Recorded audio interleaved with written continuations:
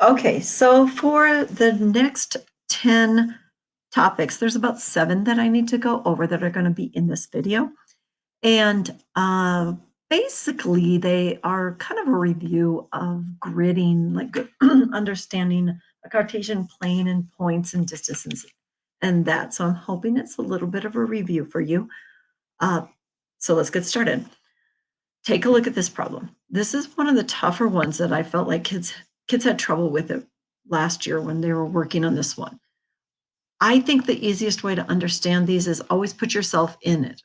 Okay, so it's saying the point T right here is the midpoint between SV. Well, there's no S, okay, which is what you're supposed to be finding. Find the location of S. So you know S is going to be somewhere here, okay? Because if T is the midpoint, obviously, um, it has to be in the middle. Here's one distance. Okay, if this is the midpoint, then this distance and that distance are equal. Okay, so if you think of it like this, like you're at your house and then this is your friend's house. Okay, you guys decide to meet up halfway. Okay, so you understand that the distance is going to be the same. Okay, this is a little weird because you're starting at -3, right? So one way you could do is just count. So 1, 2, 3, now you're at 0. And then you go 12 more. So the distance is 15.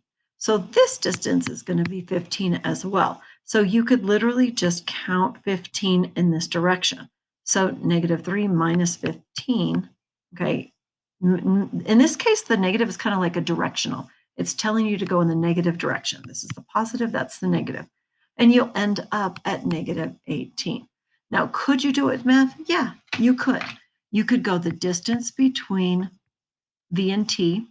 And if you want to, you can even be all fancy and be like TV equals 12 minus -3. Subtract the most positive minus the negative, and you get 15. That's the distance.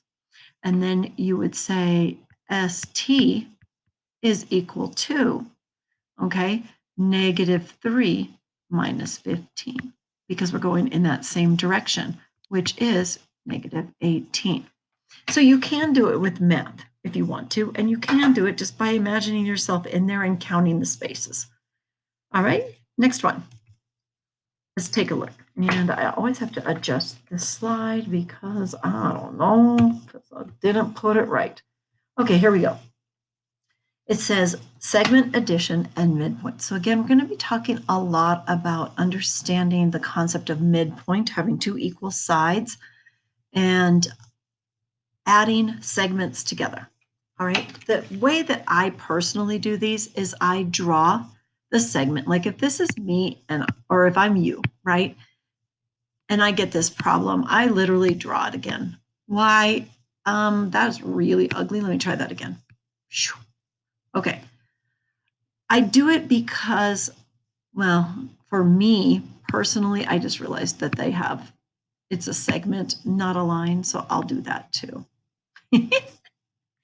Goodness gracious, I'm having a hard time. Good, thank you. Thank you, machine, for making this prettier. Okay, I just make it bigger just because that way I can write on it. There's N, there's O, and there's P. All right. Trust your eyesight in a lot of this, you guys. Sometimes there is optical illusions, but a lot of times you can kind of tell. So definitely try to build that intuition. All right, the first sentence just tells you what the picture says. N is between M and O. Oh, really? There it is. Okay. And O is between N and P. Oh, wow, there it is. Okay. If MP equals 15. So now they're starting to give you measurements. So this is what I personally do. I start marking down this. So I know the total distance, MP, is 15. Then it says NP is 7. I'll use a different color because why not? This is 7. And then it tells you MO, different color even, is 13. Yeah, this was a tough one for kids too sometimes. Find NO. So what do we need for NO? Okay, that's what we're trying to find. They did not give us that. So you have to think, okay, what can I use to find NO? We could take NP minus OP, but we don't have that either. So that didn't work, okay? We could try MO minus MN, but we don't have MN. So the question is, can we find either one of these? We need something, from what they gave us, okay? So take a look. I just said we have NP, correct? We could subtract OP, but we don't have it. Is there a way to get it? Yeah, there actually is. No, not yet. No, not yet. No, there is, but it's not the question here. We don't have any, we don't have, we don't have OP and we can't get it. So take a look. We do have this whole segment is 15. And we know that we could get NO if we take MO and subtract MN. So the question is, can we find MN? And the answer is yes, we can, because we know the whole distance is 15. So therefore, halfway is going to be 7.5. In these problems, you guys, you're going to be using decimals. Typically, you won't be using fractions. So 15 divided by 2 is 7.5. Then we can take this 13 minus, we take the longer distance and subtract the smaller distance to get this piece of it. So 15 minus 7.5 is going to be 7.5. No, that can't work. What did I just do? What did I just do? I did 15 minus 7.5. What a goofball. Sorry. Y'all, it's 13. See, I just even said it right here. It's 13. We take MO and we're going to subtract MN. MO minus MN, and we're going to get NO. And so that's 13.0 minus 7.5, and that will give us 5.5, I believe.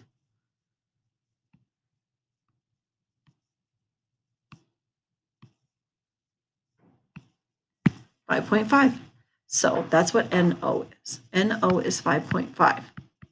Now you can check it. No, actually you can't, because they didn't give us another one to check it with. This would be 2 then, obviously. We don't need to find it, you guys. But this would be 2, right? If this is 7.5. All right, that's it. Okay, finding a point that partitions a number in a line segment given in a fractional relationship. Okay, this might be your exit ticket, okay? These are actually getting progressively a little tougher. So it says in the figure below, Q lies between P and R. Again, they're just telling you what you can see with your own eyes. Find the location, this is the verb, find what? The location of Q. So that PQ is 4/9 of PR. Okay, what does that really mean? It means that we are going to divide this into 9 pieces. Because look, the denominator tells you how many pieces to divide it into. And we want this to be 4 out of those 9s. Okay, so we're going to divide it into 9 pieces, and this piece is going to be 4 out of 9. That's what that means, 4 out of 9. So the question is, how do we divide PR into 9 pieces, 9 equal pieces? Okay, the way you're going to do that is you're going to find the distance, the total distance, and divide it by 9, whatever number they give you. So for example, the distance here, PR, is going to be equal to 24, use the distance formula, minus 12. Can be the absolute value, right? Distance is always positive. So PR is equal to 24 plus 12, which is 36. Absolute value of 36 is 36. Okay. All right. Divide this by 9. Okay. So now I'm going to call this segments. the segments are going to be 36 divided by 9, which is 4. In other words, every 4 is going to be 1/9 of this distance. So in other words, 1, 2. This is going to be -4, -8. Do you see what I did? We did 4. 1, 2, 3, 4, 5, 6, 7, 8, 9. Da, da, da, da. Okay. Oh, Nate, 4. Well, that's 4. That is correct. Okay, it just, you know what? I was treating this like 0, and it's not 0, so I don't think I should do this. I think what I should do is go ahead and try to divide it into 9 equal pieces, but not put the Q there, okay? So here we go. I'm going to put P here. I'm going to put R here. Now I'm going to try to just visualize 9 pieces. That means I make 8 marks. So 1, 2, 3, 4, 5, 6, 7, 8. Snap! Okay, if you guys aren't impressed with that, well then heck with you, because I'm impressed with myself. I can't believe I did that. All right, so these are 9 pieces. Check it out. 1, 2, 3, 4, 5, 6, 7, 8, 9 pieces. That's what it's asking you to do. Divide it into 9 pieces, and we want to put Q at 4/9. Okay, PQ, right? PQ, PQ. So from here, we want to go 4/9. So 1, 2, 3, 4. This is going to be Q. Using the distance divided by the number of segments, we know that every 4 spaces is going to be a 1/9, 1/9. So here we are at -12, -8, -4, 0, 4. Let's keep going to make sure we did this right. See how I'm counting by 4s? Okay. I started at -12 and I'm counting by 4s. 16, 20, 24. Get it? Okay. So we have divided the distance between -12 and 24 into 9 pieces, and we've now moved 4 of those pieces, and that's where Q is. Okay? All right. So where is Q? At 4. That's ugly.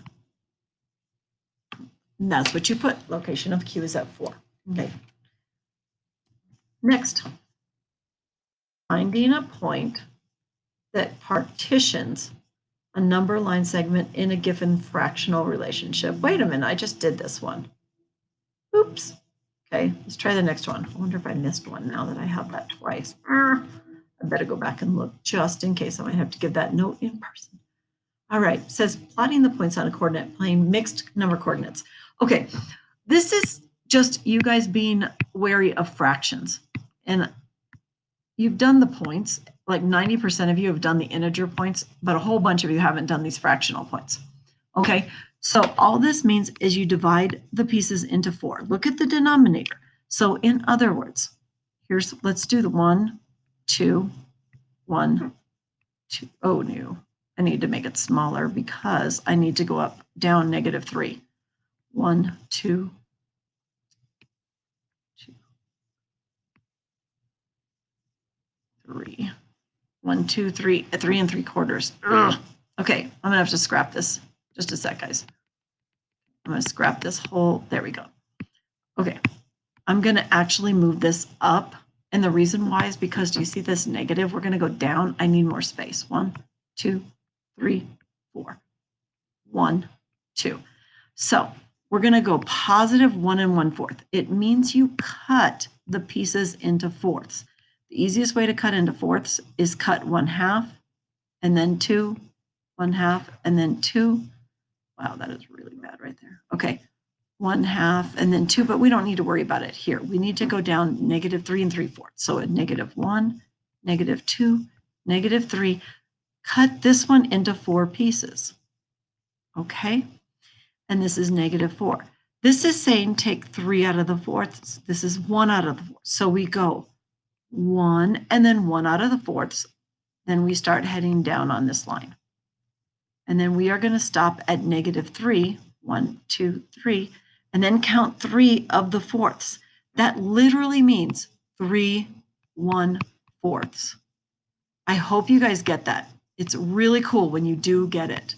3 1/4. It really means count down 1, 2, 3, and then that's where you plot that point. All right, let's try the next one. Okay. Okay, wait. I thought I had 2 of these problems. Okay, let's say you wanted to do -1/2 and -3/2.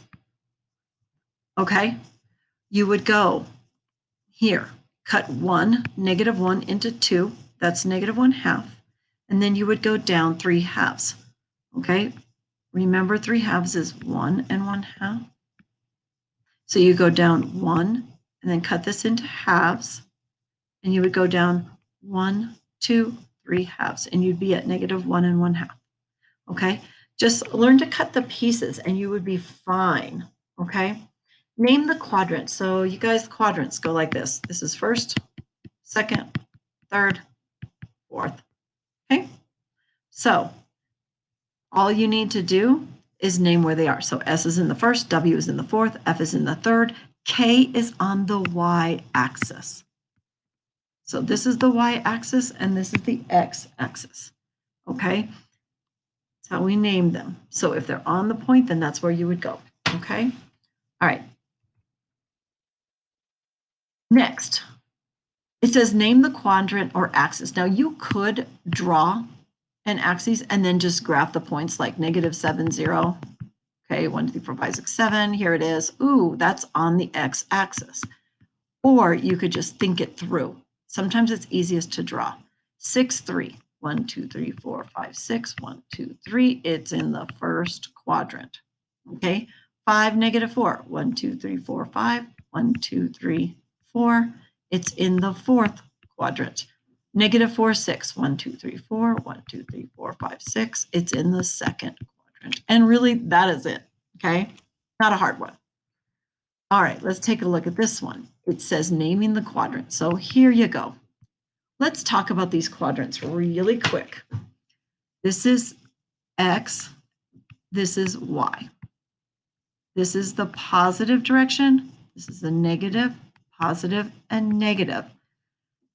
Remind me to tell you in class a story about why they're named that way, okay? So it says the X coordinate is negative and the Y coordinate is positive. And what quadrant is the goal, okay? So you go X, you go negative on the X, see, because that's negative direction. And then it says Y is positive. So you go up and you're in the second quadrant. Here it says the X coordinate is positive, so you march along the X in the positive direction. And the Y coordinate is positive, so you head up. That one is going to be quadrant 1. So you can see that this one would be negative X, negative Y. This would be negative and negative, negative, negative. Okay, that's third quadrant. And this would be positive, negative. Yes, and that would be fourth quadrant. Okay, next, last one. Okay, fill in the table using this function rule. All you're doing here is plugging it into the function. So you are replacing whatever x they give you, and you're plugging it in for x. So y is equal to -5 times -1 plus 3. And then you figure out what that is. Equals 5, negative times negative is a positive, plus 3 equals 8. Done. Then you're going to do it again, but you're going to put the next number in, which is 0. Okay? So now we're going to plug in a 0. That makes this 0 plus 3, 3. Next, you're going to plug in the next number, which is 1. 1, -5 plus 3 is -2. Boom. You can start to see a pattern going down by 5. Yeah? Okay. Last one, y is equal to -5 times -2 plus 3. Y is equal to 10 plus 3. Wait, what did I do wrong? -5. Oh, I plugged in -2 for some reason. It's +2. And y is equal to -7. And we are done. That's it. I believe that's it. Okay, that's the end of these notes.